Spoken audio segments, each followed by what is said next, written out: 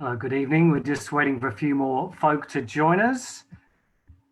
I'm just connecting all of the small hamsters in the background, so it's going to stream onto Facebook Live at the same time.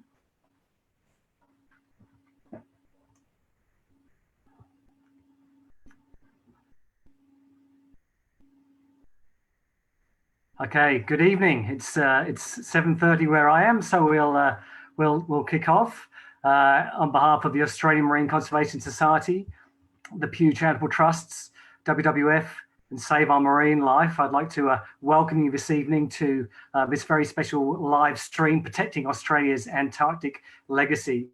I'm Darren Kindleysides. I'm the esteemed CEO of the Australian Marine Conservation Society. I would like to welcome you, but begin by acknowledging the traditional owners of the country where I am here in Brisbane, the Yagara and Turrbal people.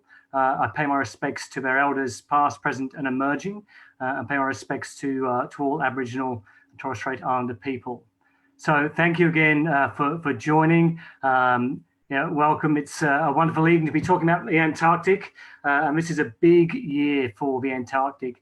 200 years since the discovery of this incredible polar wilderness, and there's some more milestones. Australia has an incredible legacy helping to protect Antarctica, this amazing polar wilderness. About 60 years ago, Australia was instrumental in helping set up the Antarctic Treaty that paved the way for the protection of Antarctica. About 30 years ago, working with France, Australia had an amazing win when mining was banned throughout Antarctica, an incredible win. And Australia has also played a leading role in helping advance other protections for Antarctica. Now, together with France and the European Union, Australia is taking another big step in Antarctic, with the Antarctic legacy, by leading the charge for the world's next globally significant marine park in the East Antarctic. So look, I am really pleased to say that over the next 45 minutes or so, we're going to be celebrating Antarctica and Australia's amazing Antarctic legacy. So welcome and thanks again for joining us. Tonight, we're very fortunate to be joined by a couple of wonderful speakers. The Hon Sussan Ley, Australia's Environment Minister, will be talking to you about what Australia is doing to protect Antarctica. And Tim Jarvis, Antarctic Explorer Extraordinaire, will be talking about his adventures and his passions for protecting Antarctica. So look, after those esteemed speakers have spoken, we'll be joined by Michelle Grady and Chris Johnson, experts in the field as well, and we'll have a panel with some Q&A there. So thank you if you've already submitted questions. Please do submit questions there on the in the Facebook comments, and they'll be fed through to me, and we'll have some time to go through those questions after our speakers. So look, thank you. With no more ado, I'd like to move on to introduce our first speaker for this evening, the Hon Sussan Ley, Environment Minister. Now, Sussan's career path has been, and I'm reading from her team's notes here, not editorialising, has been wonderfully varied, working odd jobs on her way to becoming a pilot. She worked in air traffic control, stock mustering as a pilot, and also the occasional shearer's cook. That's an incredible portfolio. But not just that. After raising a family on a farm and studying for 10 years and working with the government in the Australian Taxation Office, Sussan entered federal politics in 2001, so 19 years ago. It's serving the rural New South Wales electorate of Farrer. Since then, Sussan has worked in a range of ministerial portfolios, most recently being Australia's Minister for the Environment. So, Minister, thank you for joining us. I know it's a very busy week in Canberra. So, look, over to you. Thank you. I better unmute myself. Thank you, Darren, to you, to Michelle, to Chris, to Tim, and everyone else who's joining us on the webinar. It's a privilege to participate. Can I also acknowledge the traditional owners? The previous occupant of this parliamentary office was actually our Indigenous Australians Minister, Ken Wyatt, and behind me is a picture of some jellyfish. And when I came in to take over the office, and he was moving to another much nicer office, I said, can I please keep the jellyfish? And he said, yes. So they're a particularly significant piece of Indigenous art. Thanks for the introduction and the opportunity to reinforce Australia's commitment to Antarctica and all that it means to so many people. And I want to thank ACMS, the Pew Foundation, and you, Tim, for the work that you're doing in, if I can put it this way, bringing what is real, tangible and touchable about Antarctica and our role in it to the Australian nation. Because I think in some very early conversations I had as minister, I said, how can we do this better? How can we just send the message to as many people as possible? And that's, I think, Tim, why I found your book so fascinating, because it speaks to the adventurer that's at the heart of so many people, and we don't get to do it, but we really enjoyed reading about it. I grew up in the southern peninsula of, well, the southern part of the Arabian Peninsula, the edge of the Empty Quarter near Muscat and Oman, and have been fascinated by big wildernesses ever since. And I think that's part of my fascination with Antarctica. And I was lucky enough to set foot on the continent in 2016, if only briefly, and would have spent a couple of days and nights there in February this year if COVID had not intervened. But Antarctica is part of our national story, our enduring international legacy, but it does hold keys to our future. Its unique ecosystems, its role in world climate and sea levels, and the science that underpins that is critical to our survival.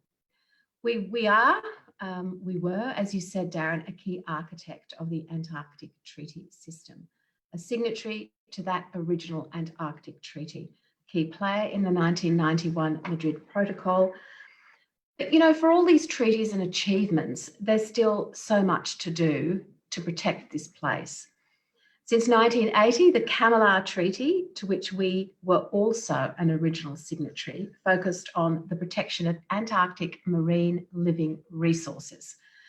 And much has been achieved under this treaty if you think about reducing seabird mortalities arising from longline fishing, to the establishment of the South Orkney Islands Southern Shelf Marine Protected Area and the Ross Sea Region MPA.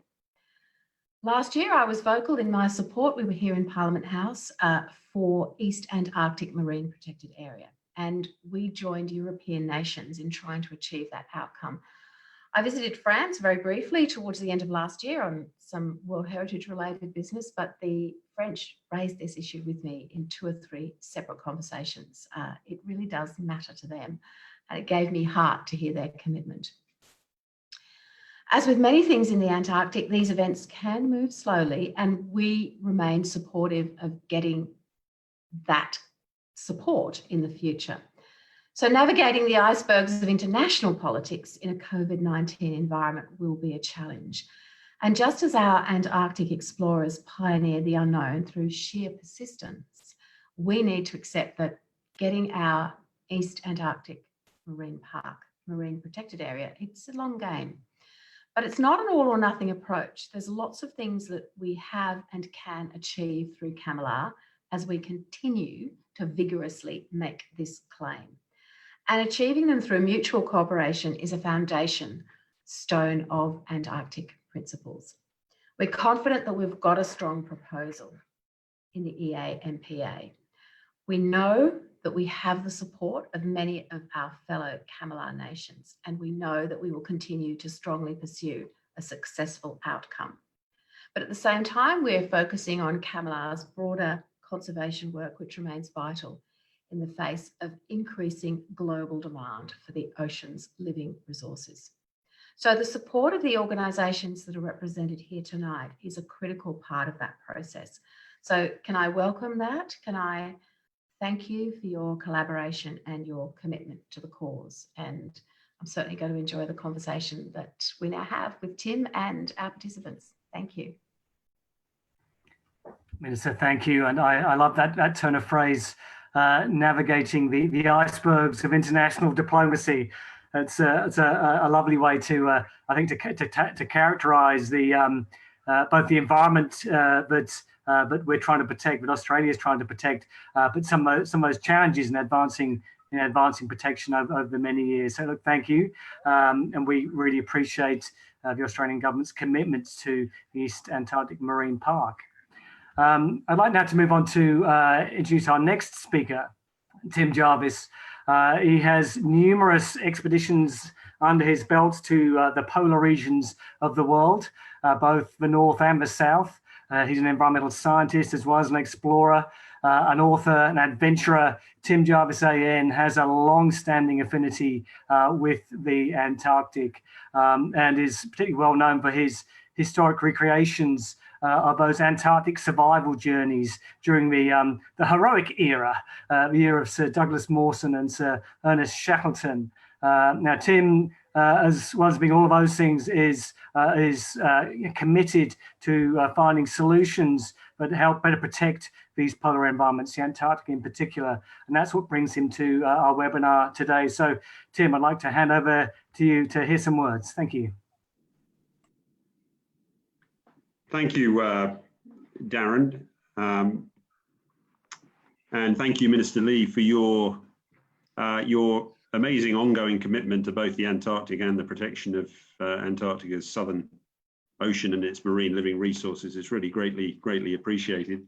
My role is a relatively simple one, in as much as I've been asked to comment about what I think is important about the protection of the Antarctic and some of the things I've seen from my perspective.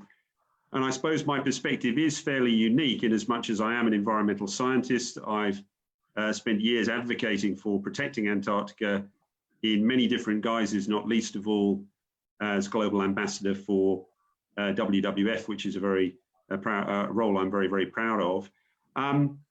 And when I'm not doing those things, I suppose I'm spending a lot of my time trekking around in the far corners of Antarctica, and that's given me some unique insights, having seen such remote parts of it.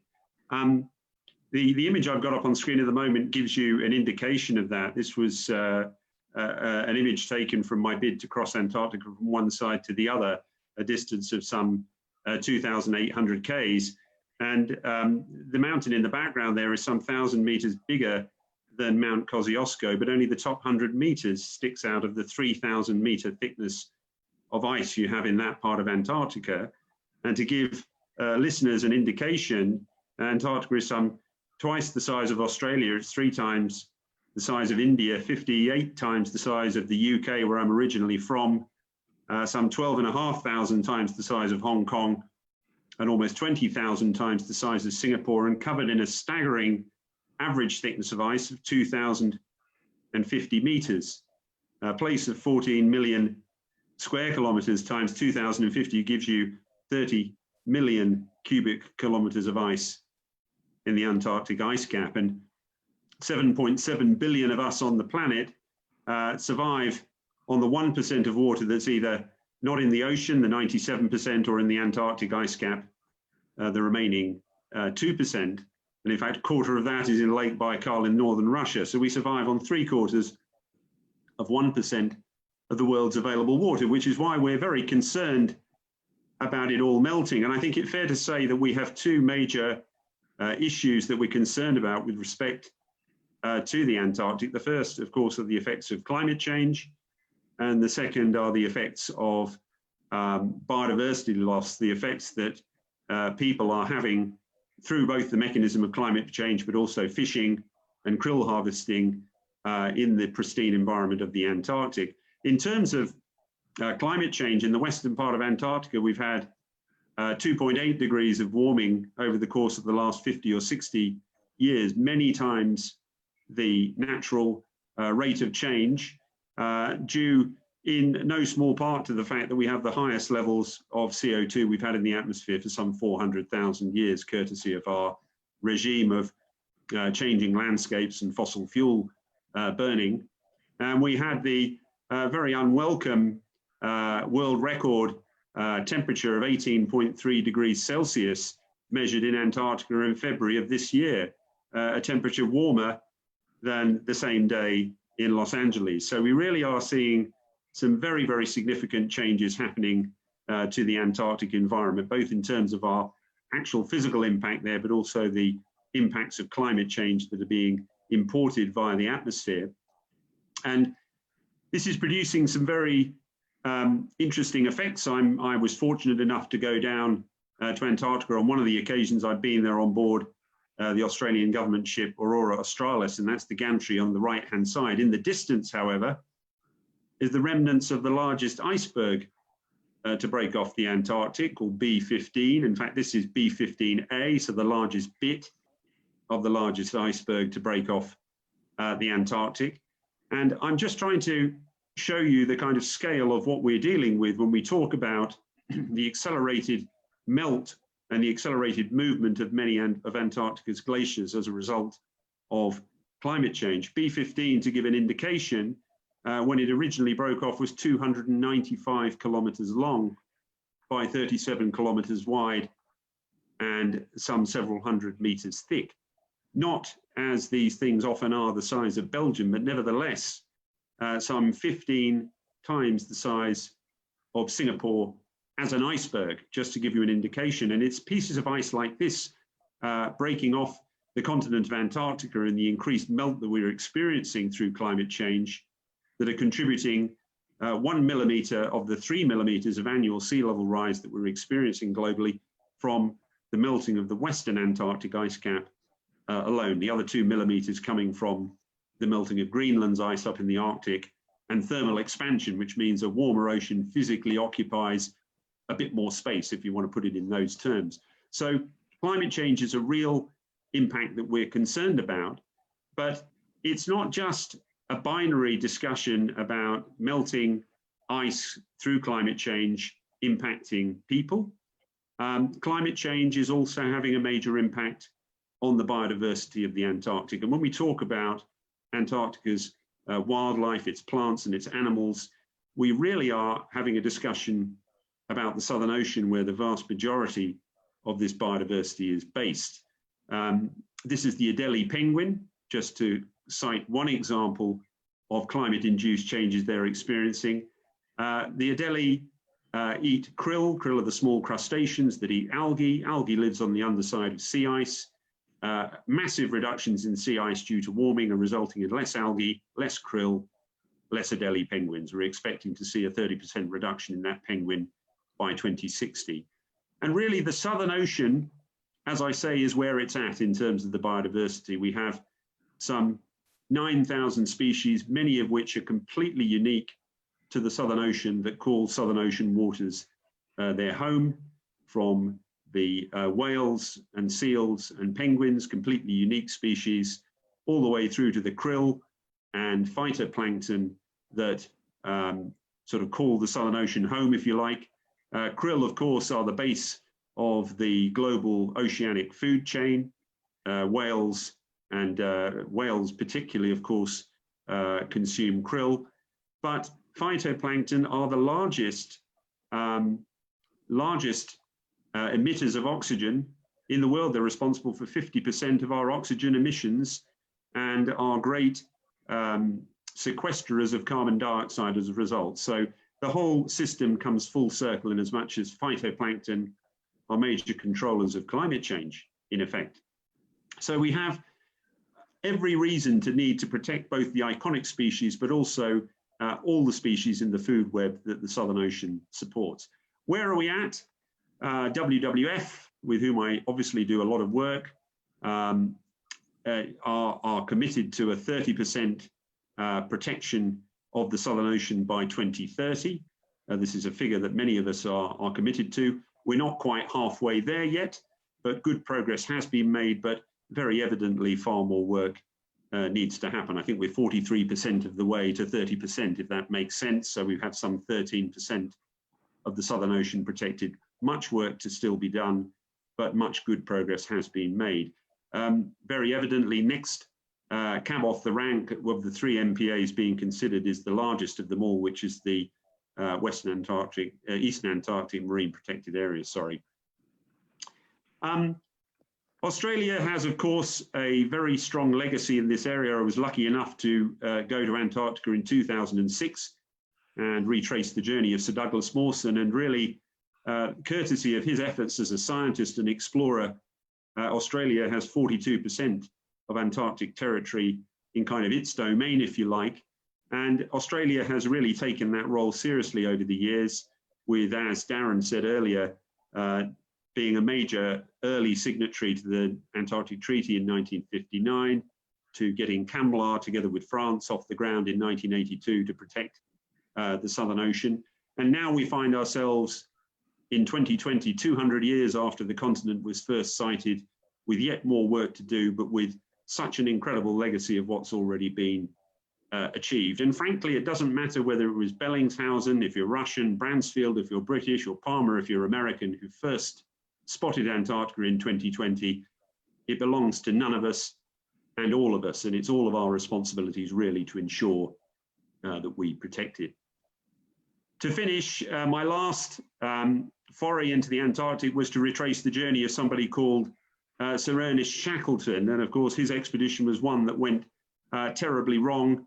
His expedition ship was sunk, and his journey was all about escaping the Antarctic in one of the expedition lifeboats, a journey that I recreated with the same equipment some 100 years on from him.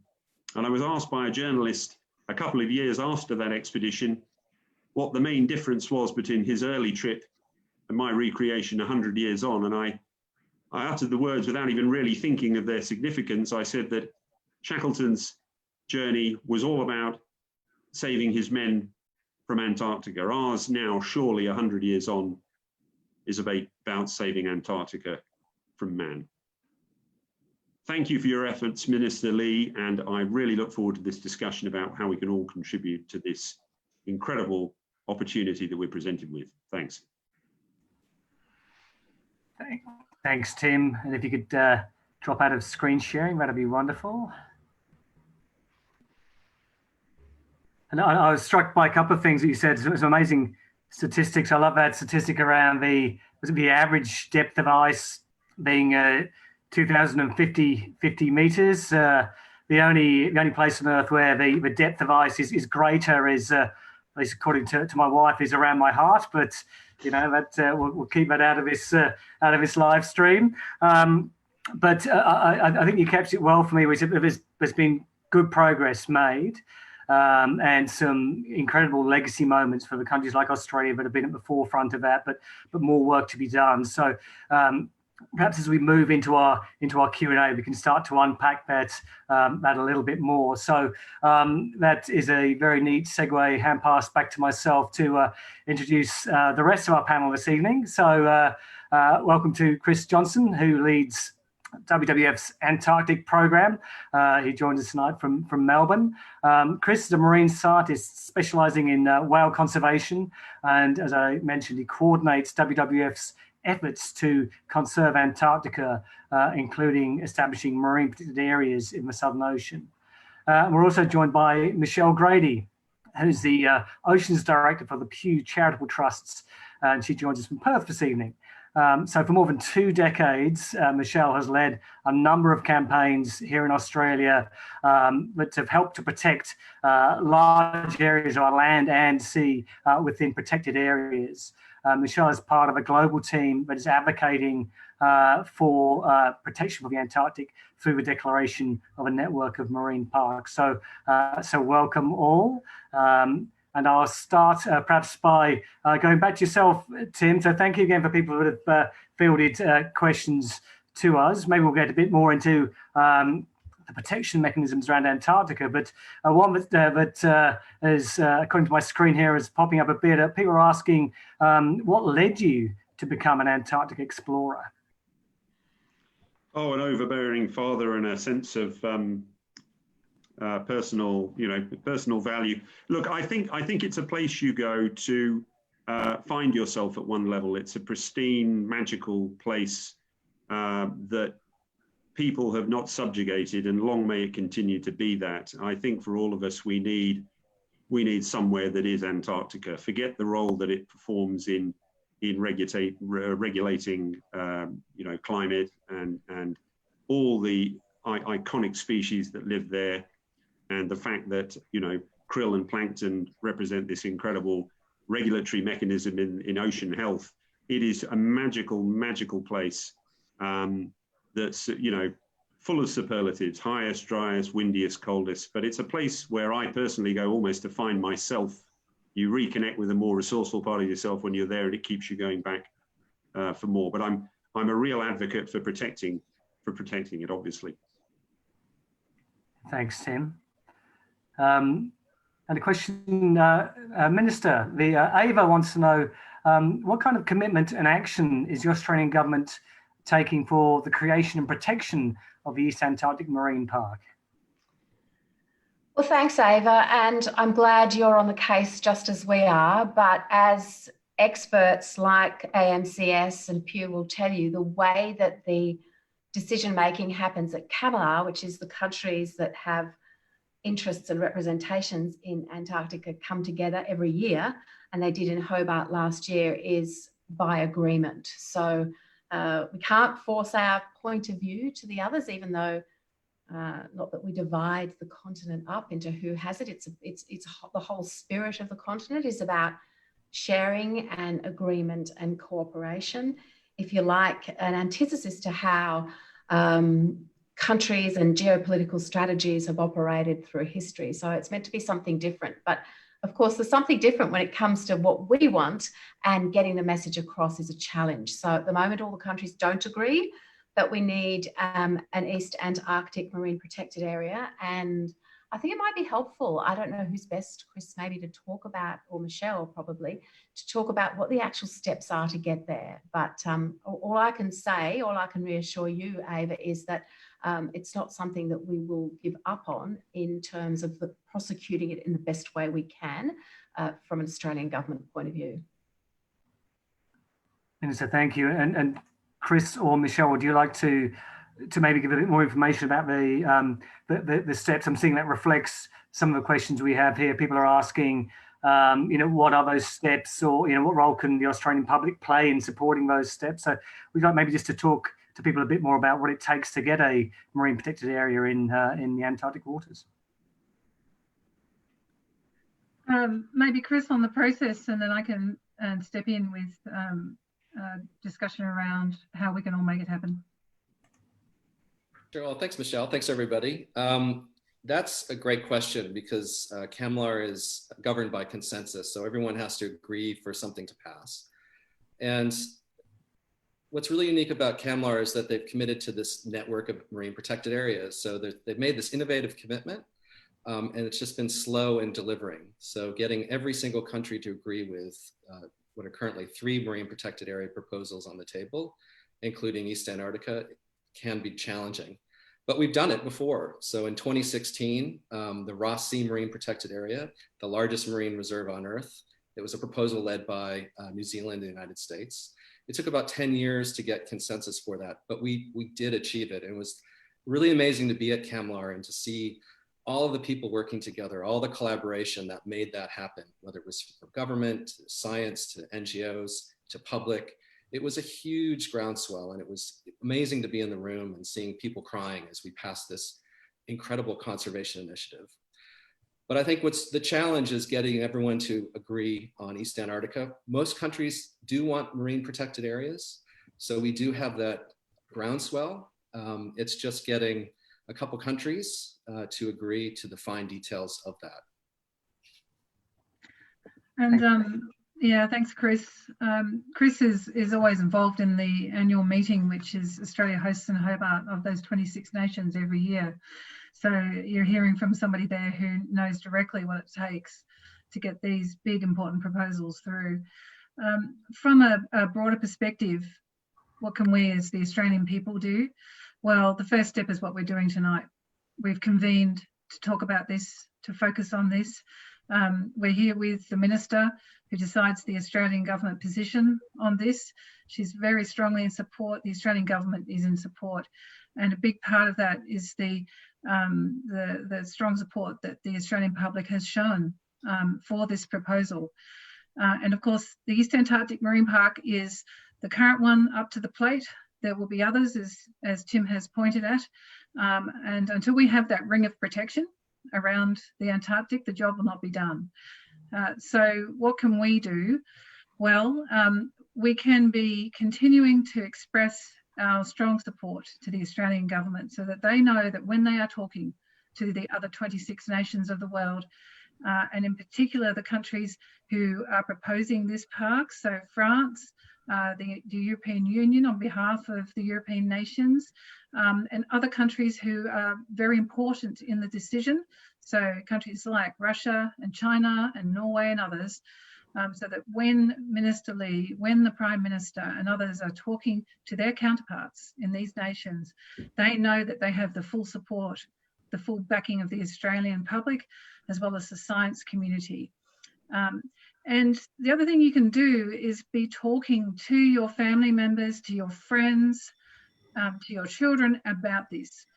It's the more support, the more active support that we get, the more power we will have to make this happen. It's a really exciting proposition. We haven't had such an exciting moment in Antarctic's history for quite a long time, not since the push was on decades ago to see a ban on mining, which was a huge turning point for the future of the Antarctic. Well, now we can really nail that protection with broader protection, not just from mining, but from fishing, and to make sure that it is managed for conservation, for its wilderness values. You can go to the website URL that will be showing on the screen, which will provide you with an easy way to provide your support to the Australian government. You can write to the Australian government. You can help be the power beneath the wings of Minister Ley on this issue. And I can just tell you what that URL is now, which is saveourmarinelife.org.au. That's saveourmarinelife.org.au. Thanks, Michelle. And I think we'll get that up into the comments section for folk on Facebook shortly. Thanks both. There's more questions popping up here. Ari from East Ballina. This is one for you, Tim. He wants to know, what has been the most challenging moment for you during your Antarctic expeditions? Well, look, I'm only 26. Look what effect it's had on me physically. No need to laugh quite so heartily about that one. I think the biggest challenge really is managing people. I don't think managing your own person, your own expectations, your own physical being is as difficult as it is managing others. And the key thing, I think, is understanding how you motivate a team of people to achieve an outcome in a place like Antarctica. When I retraced Ernest Shackleton's journey a few years ago now, there were a team of 6 and many behind the scenes. And it's about understanding that everybody is different. And in order to get everyone pulling in the same direction to achieve the goal you set for yourself, you've got to work out what messages resonate with them. And I think we find ourselves in a similar position with an issue like climate change or the East Antarctic Marine Protected Area. It's understanding how we elicit the support of people whose support we need, because we can't do it on our own. We need all of us pulling together. And it's about understanding how to get that. And I think this is always the challenging thing, but I'm confident we'll find it. Thanks, Tim. And what a wonderful way of illustrating the challenges and the parallels with your expeditions. Now, this is a question for all of the panel from Hannah. And Minister, maybe we'll start with yourself. And the question is, what does Antarctica mean to you personally? So we're moving into the existential here. Well, look, the existential is always good. And I'll come back to Tim's remarks about a place in the world that teaches you about yourself and who you are independently of what you're thinking, what you're doing, and what's happening to you. And that's something that's very hard to find in the modern world. And while many of us haven't been and spent the time into Antarctica or even any time at all, we sense that it's a place that can give us that. And I actually think post-COVID, people have, while ironically had the time to connect with nature, have not been able to. Our national parks have been closed. I had to close Commonwealth National Parks, and people haven't been able to go out and experience nature. So one of the things I hope many people have learned is the importance of nature. And it doesn't have to be busy. It can be nice and quiet and still. Thank you. And my experience is that as soon as the restrictions started to lift. Of course, people went to the shops, but more people were rushing back to get to the national parks and to get out into nature. It has such a way of sustaining us and supporting us and recharging us. And I think COVID's meant we all need a bit of recharging. So Michelle, maybe I'll throw that question to you, then to Chris, and we'll finish with Tim. Thanks, Darren. I've never been to the Antarctic. I'm very, very keen to go. It is usually on people's near the top of their bucket list. I was fortunate to live in Tasmania for a number of years, and I would see down at the wharf the Aurora Australis, the orange roughy as they call it, going out every summer for the expeditions out to the Antarctic. And I was fortunate to get to meet some of the people who had been and the scientists, and just the wonder in their eyes, the amazing stories that they've told, and Tim is a perfect example tonight. It gave me that chance to get by association a sense of just how amazing this place is. But for me personally, it is the exemplar of how great humanity can be in understanding itself and looking after the planet. That remains a challenge on so many fronts, and the Antarctic, particularly for Australia, because we are its neighbour. We're not its only neighbour, but we are an important one. It is our southern polar neighbour, and we have a very strong responsibility for this incredible place. And as history has shown, there are times when we need to step up. For me, that is analogous to the challenge for the whole planet. And I know that if we can get it right with the Antarctic, then we will get it right for the rest of the planet. And so for me, this is a very important opportunity for us as a nation and as individuals. Thanks, Michelle. Chris. Great. Well, thanks. So for me, Antarctica, it's our largest wilderness on Earth. And as Tim said, the scale is just epic. You know, it's very difficult to communicate how large and vast Antarctica is and the oceans around it. I've been lucky. I've been able to go to Antarctica a few times, studying humpback whales. And so being surrounded by literally hundreds of whales in the bay, feeding on krill, it's one of the most spectacular things you can see on Earth. You know, seeing tens of thousands of Adelie penguins on the side of a mountain and in the ice, and the vast colors of the icebergs. It's just truly breathtaking. And there's no other place like it on Earth. And what's really unique about Antarctica is its spirit of collaboration. There's collaboration in science, there's collaboration across governments, and it's the one place on the planet we've put our differences aside and come together in that spirit to protect it. So for me, it really is a beacon of hope. It really should be what conservation is, all of us working together to achieve an outcome. And it is truly inspiring. It probably is one of my favorite places on Earth. So, thanks, Chris. That's wonderful. And Tim, the same question for yourself. But while you're answering that, we did have a fun question directed to yourself from Will from New South Wales.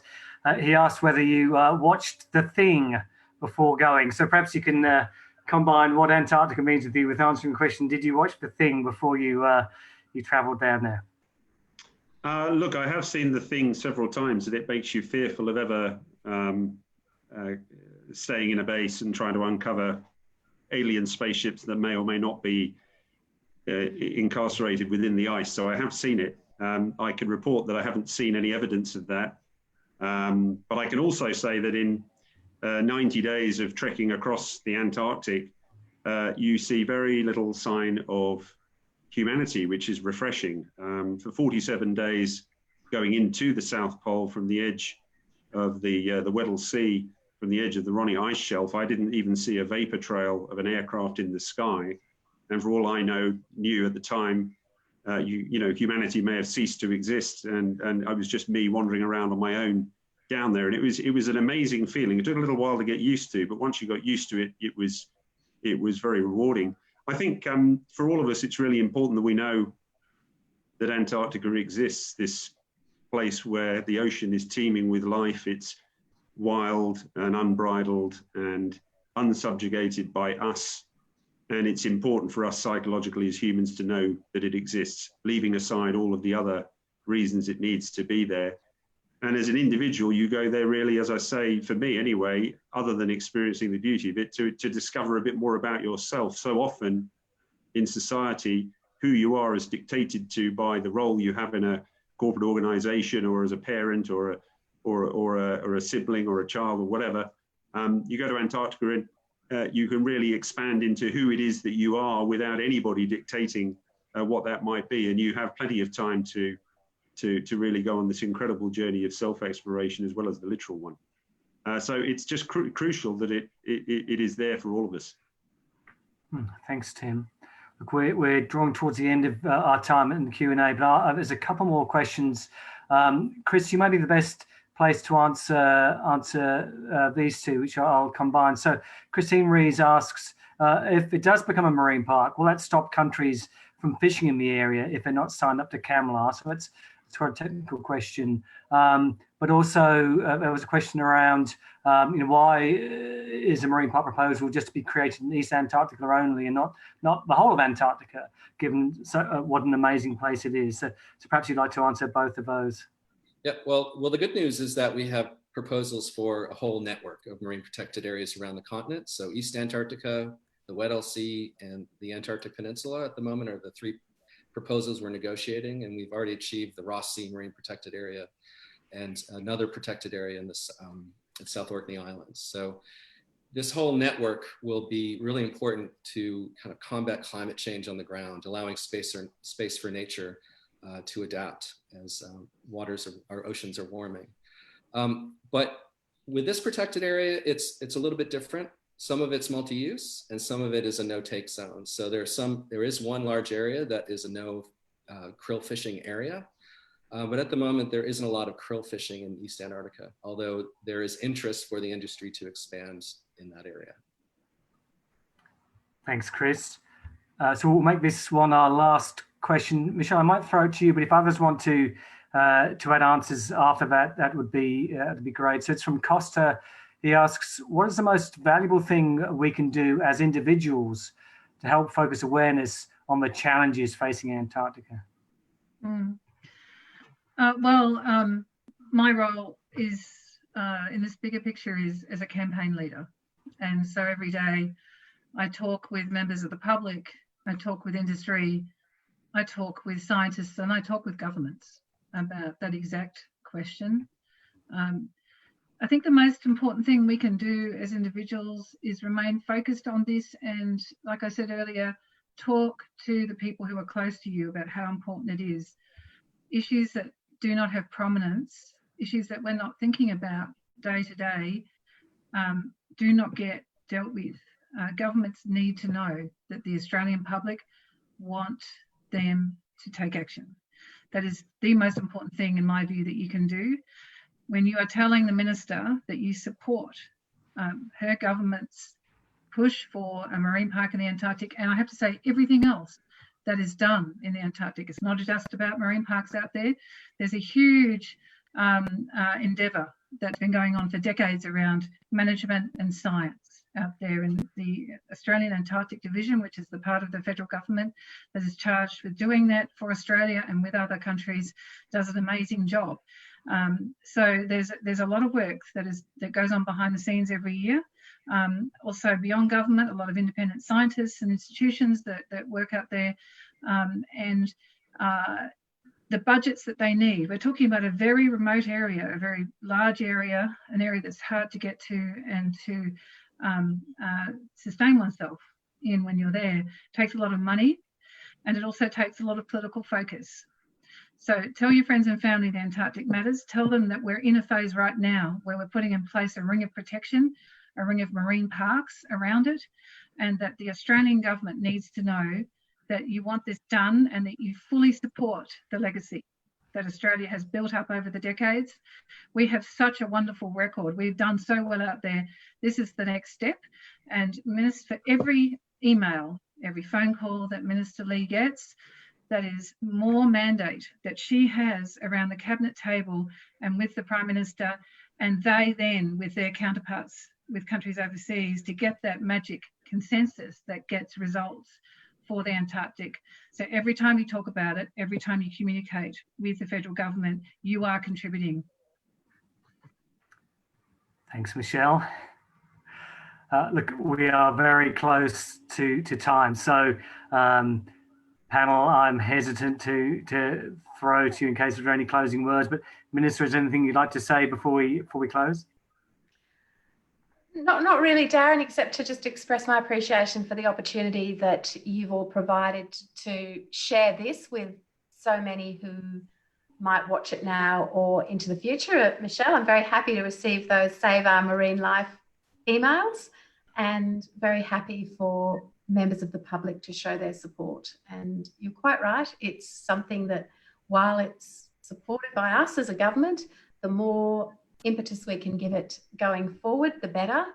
And I'm confident that though it is a long game, as I said, we can get there. Wonderful.